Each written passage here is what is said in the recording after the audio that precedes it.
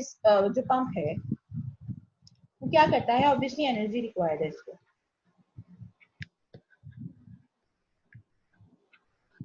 ठीक है जी। अच्छा, अब यहाँ पे क्या है कि से फॉर एग्जांपल हम किसी भी चीज की मूवमेंट को 10 टाइम्स इंक्रीज कर रहे हैं, तो उसके लिए ऑब्वियसली एक सिंगल यूनिट एनर्जी की जरूरत होगी। से जो भी एनर्जी है वो हम अभी आगे जाके डिस्कस करेंगे।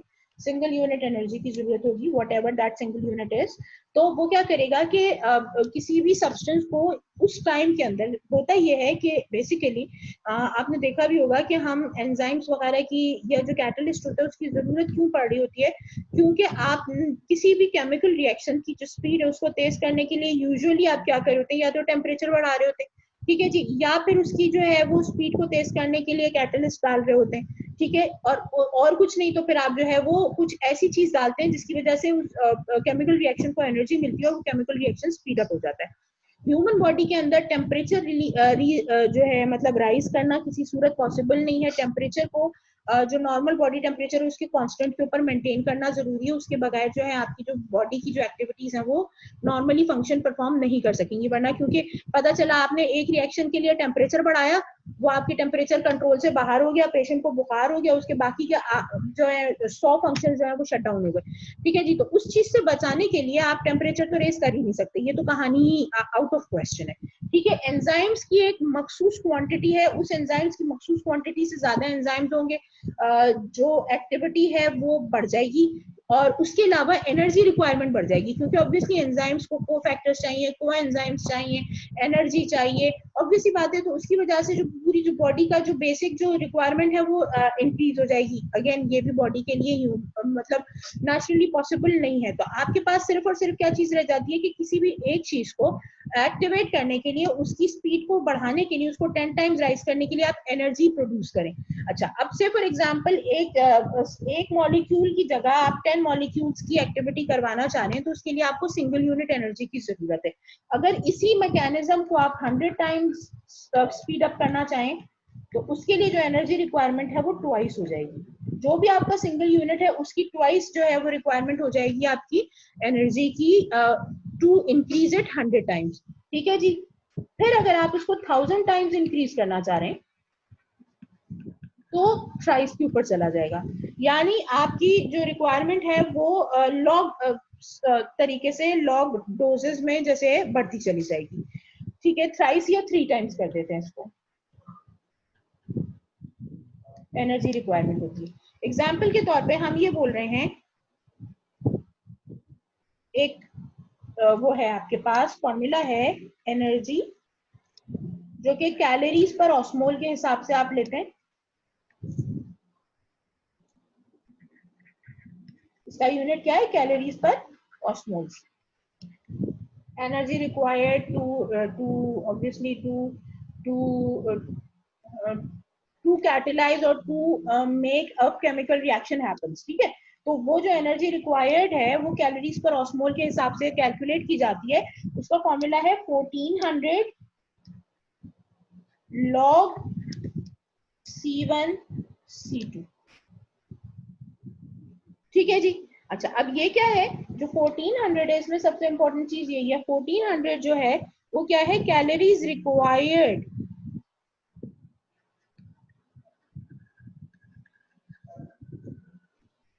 To concentrate 1 osmol of substance 10-fold, ठीक है। तो यानी जो मैं आपसे बात कर रही थी अभी, जो यहाँ पे मैंने कहा कि 1 से 10 टाइम्स अगर आपने किसी भी मैकेनिज्म को स्पीड अप करना है तो उसके लिए जो सिंगल यूनिट एनर्जी की रिक्वायरमेंट है वो क्या हो गई, 1400 कैलोरीज, ठीक है जी। 1400 calories are required to increase this, जो जो जो केमिकल रिएक्शंस है उसको 10-fold इंक्रीज करने के लिए आपको 1400 कैलोरीज चाहिए। 1400 को मल्टीप्लाई कर देंगे, जो ट्वाइस करने के लिए 2 से मल्टीप्लाई करेंगे, 2800 calories are required to make it 100 times. And likewise जब इसको 1400 को थ्राइस करना है, 1400 मल्टीप्लाइड बाय 3, तो ये हो जाएगा 40 200 calories are required to speed up the reaction to 1000 times या 1000 folds. कोई चीज जो समझ में नहीं आई हो, ठीक है जी, ये लॉग के हिसाब से इसको कैलकुलेट करते हैं, आपका ये फार्मूला हो गया. This was the energetics required for the active transport which is taking place across the cell membrane. ठीक है जी. इसके बाद फिर हम आ जाते हैं सेकेंडरी एक्टिव ट्रांसपोर्ट के ऊपर. सेकेंडरी एक्टिव ट्रांसपोर्ट के लिए जब हम बात करते हैं,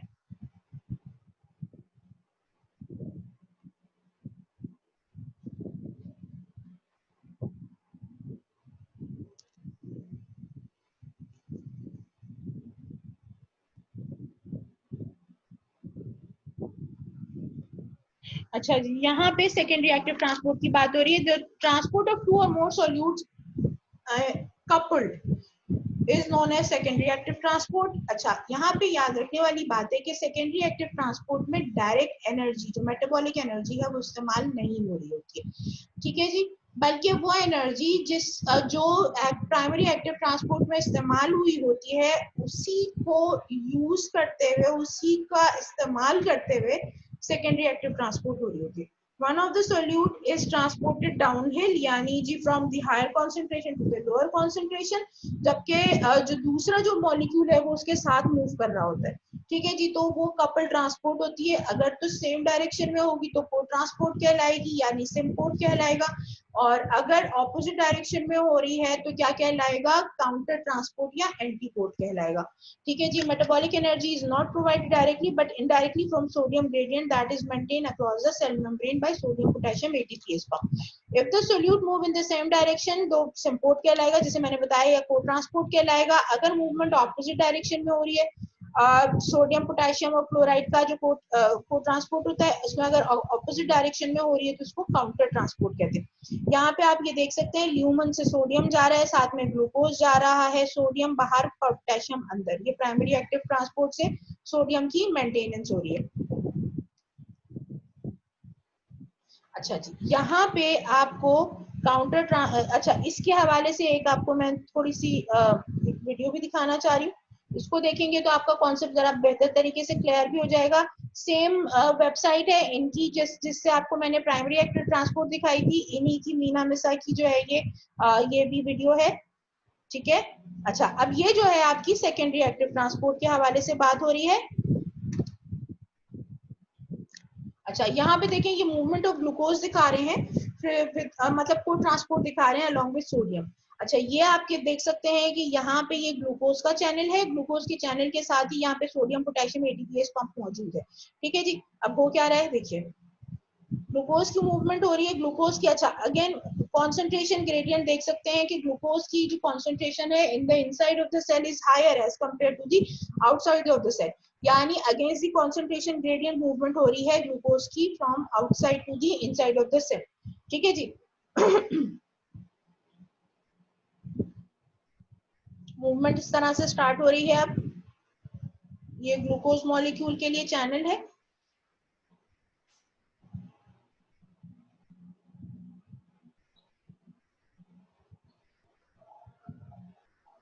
हाई सोडियम, लो सोडियम. अच्छा, यहाँ पे देख लें कि इसके साथ को ट्रांसपोर्ट में सोडियम जाएगा. अच्छा, यूजुअली बॉडी के जितने भी को ट्रांसपोर्ट मैकेनिज्म्स होते हैं, उसमें जो सेकंड जो मॉलिक्यूल होता है, ज्यादातर केसेस में सोडियम होता है.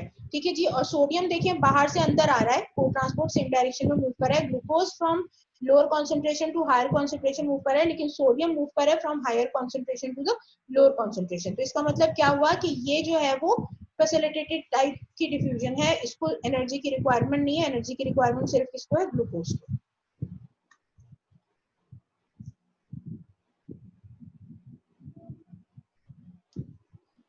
अब हम ये मूवमेंट देख सकते हैं,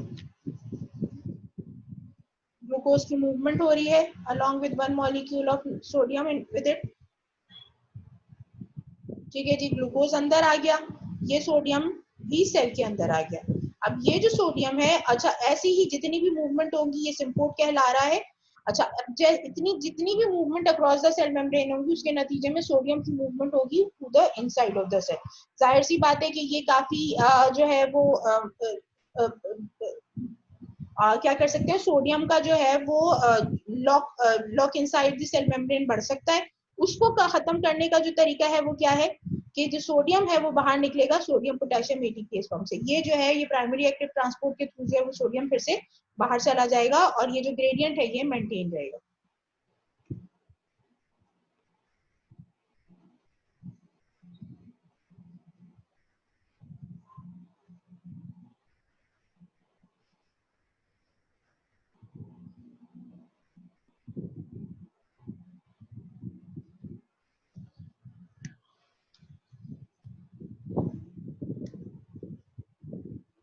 होपफुली ये तमाम चीजें आपको समझ में आ गई होंगी। गेटिंग मैकेनिज्म हम पहले ही डिस्कस कर चुके हैं।